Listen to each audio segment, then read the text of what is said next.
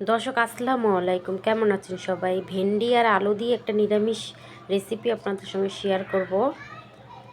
এখানে চুলায় একটা প্যান বসিয়ে দিয়ে দিচ্ছি হাফ কাপ তেল, দিয়ে দেবো আমি আস্ত জিরাটা ফোড়ন হয়ে গেলে দিয়ে দেবো পেঁয়াজ কুচি মিডিয়াম সাইজের 3টা। পেঁয়াজটা একটু ভাজা করে নেব, বেশি ভাজা দরকার নেই, একটু নরম হয়ে গেলেই হবে। তারপরে এখানে দিয়ে দেবো আমি ভেন্ডি, ধুয়ে কেটে পরিষ্কার করে রাখছি। এটা দিয়ে দেবো স্বাদ মতো লবণ।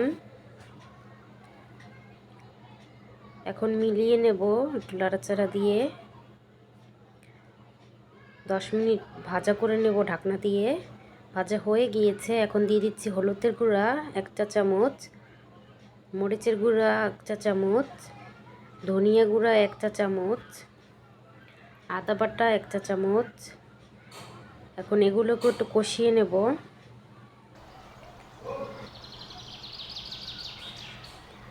কষানো হয়ে গিয়েছে, এখন দিয়ে দিচ্ছি আলু সেদ্ধ করে রাখছিলাম, সেটা ভেঙে দিয়ে দিচ্ছি।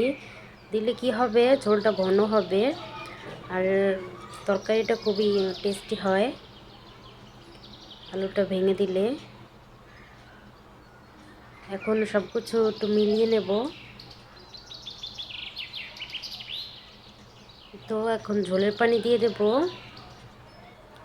5-6টা কাঁচামরিচ কিপ করে কেটে রেখেছি। ঝোলের পানি দিয়ে 10 মিনিট রান্না করলে হয়ে যাবে।